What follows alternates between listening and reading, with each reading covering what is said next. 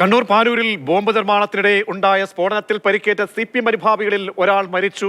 ചികിത്സയിലിരിക്കുകയാണ്. ഷെറിൻ മരിച്ചത്. ഗുരുതരമായി പരിക്കേറ്റ 3 പേർ ചികിത്സയിൽ തുടരുകയാണ്. ഇതിനിടെ പ്രദേശത്ത് നിന്നും പൊട്ടാത്ത ബോംബ് കണ്ടെടുത്തു. ബോംബുണ്ടാക്കുന്നതിനുള്ള സ്ഫോടക വസ്തുക്കളും കണ്ടെത്തി. ബോംബ് സ്ക്വാഡെത്തി ബോംബുകൾ നിർവീര്യമാക്കിയിട്ടുണ്ട്. ഫെലിക്സ് ഉണ്ട്. ഫെലിക്സ്, പരിക്കേറ്റവരിൽ ഒരാൾ മരണപ്പെട്ടു എന്ന വാർത്തയാണ് വരുന്നത്. പരിക്ക് അത്രമേൽ ഗുരുതരമായിരുന്നുവോ?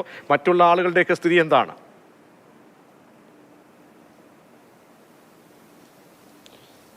പ്രതീഷ്, ഇപ്പോൾ ഏതായാലും ഈ ബോംബുകൾ നിർവീര്യമാക്കുകയാണ്. 2 ബോംബുകളാണ് ഈ സ്ഥലത്തു നിന്നും ഈ പറയുന്ന സ്ഥലത്തു നിന്നും കണ്ടെത്തിയിരിച്ചിട്ടുള്ളത്. ഈ പാനൂർ മേഖലയിലെ നമ്മളിപ്പോൾ ഈ ദൃശ്യങ്ങളിൽ കാണുന്ന സ്ഥലത്തൊരു വീടുണ്ട്. ആ വീടിന് ടെറസിൻ്റെ മുകളിലായിരുന്നു ബോംബ് നിർമ്മാണം നടത്തിയിരുന്നത്. ഒരു ബോംബ് ഇപ്പോൾ പൊട്ടിച്ച് നിർവീര്യമാക്കിയിട്ടുണ്ട്. അല്പസമയം മുമ്പാണ് പൊട്ടിയത്. ഇനിയിപ്പോൾ അടുത്ത ബോംബും ഇപ്പോൾ തന്നെ പൊട്ടിച്ച് നിർവീര്യമാക്കും. 2 ബോംബുകൾ കണ്ടെടുത്തിട്ടുണ്ട്. മാത്രമല്ല, പോലീസ് പറയുന്നത് ഒരു ബക്കറ്റിനുള്ളിൽ നിറയെ സ്ഫോടക വസ്തുക്കൾ ഉണ്ട് എന്നതാണ്. പക്ഷേ ആ സ്ഫോടക വസ്തുക്കൾ എന്താണെന്ന് അറിയാൻ കഴിയുന്നില്ല. ആ സ്ഫോടക വസ്തുക്കൾ ഒരു മതിലുണ്ട്. മതിലിന് സമീപത്തായാണ് ഒരു ബക്കറ്റിനുള്ളിൽ സ്ഫോടക വസ്തുക്കൾ വെച്ചിട്ടുള്ളത്. ആ സ്ഫോടക വസ്തുക്കൾ അവിടെ നിന്ന് എടുക്കുക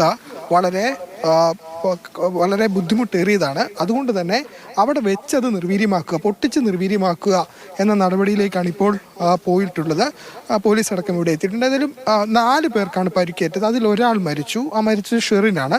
ഷെറിൻ്റെ കഴുത്തിലേക്ക് ഈ ബോംബ് നിർമ്മാണത്തിനിടെ പൊട്ടിത്തെറിച്ചപ്പോൾ അതിൻ്റെ ഒരു ചീള് കഴുത്തിലേക്ക് പ്രവേശിച്ചു എന്നാണ് മനസ്സിലാക്കാൻ സാധിക്കുന്നത്. ലങ്സിന്, ശ്വാസകോശത്തിന് പരിക്ക് പറ്റി. അങ്ങനെ ഷെറിൻ്റെ മരണം സംഭവിക്കുകയായിരുന്നു. മറ്റൊരു ആൾ വിനീഷാണ്.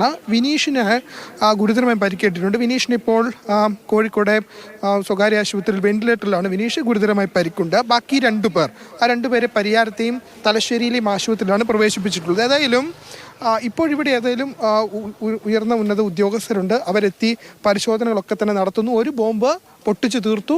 ഇനി ഒരു ബോംബ് കൂടിയുണ്ട്. മറ്റൊരു പക്കറ്റിൽ എന്താണെന്ന് അറിയില്ല. അതിൽ നിറയെ ബോംബുകളാണെന്നാണ് അവർ സംശയിക്കുന്നത്. പക്ഷെ അത് പുറത്തെടുക്കാൻ കഴിയുന്നില്ല. അതുകൊണ്ട് തന്നെ അത് വിശദമായി അവർ പരിശോധിക്കുന്നു. അതും നിർവീര്യമാക്കാം, അവിടെ വെച്ച് തന്നെ നിർവീര്യമാക്കാനുള്ള ബോംബ് സ്ക്വാഡിൻ്റെ ആളുകളൊക്കെ തന്നെ ഇവിടെ എത്തിയിട്ടുണ്ട്. ഏതായാലും ഇങ്ങനെ ഒരു ആൾതാമസം ഇവിടെ ചുറ്റും ഈ വീടുകളൊക്കെയുള്ള സ്ഥലത്താണ് ഈ ബോംബ് നിർമ്മാണം നടന്നിരിക്കുന്നത്. ഇപ്പോൾ ഈ പരിക്കേറ്റ 4 പേരും അവർ CPM അനുഭാവികളാണ് എന്നാണ് നമുക്ക് മനസ്സിലാക്കാൻ കഴിയുന്നത്. എന്നാൽ പാർട്ടി പൂർണ്ണമായും തള്ളിക്കളഞ്ഞിട്ടുണ്ട്. ഇവർ പാർട്ടിയുമായി ബന്ധപ്പെട്ട് ഉള്ളവരായിരുന്നു. പക്ഷേ ഇപ്പോൾ പാർട്ടിയുമായി യാതൊരു തരത്തിലുള്ള ബന്ധവുമില്ല. പാർട്ടി പൂർണ്ണമായും ഇവരെ പല കാരണങ്ങൾ മുൻനിർത്തി തള്ളിക്കളഞ്ഞു എന്നതാണ് ഇപ്പോൾ CPM ഈ വിഷയത്തിൽ വ്യക്തമാക്കുന്നത്.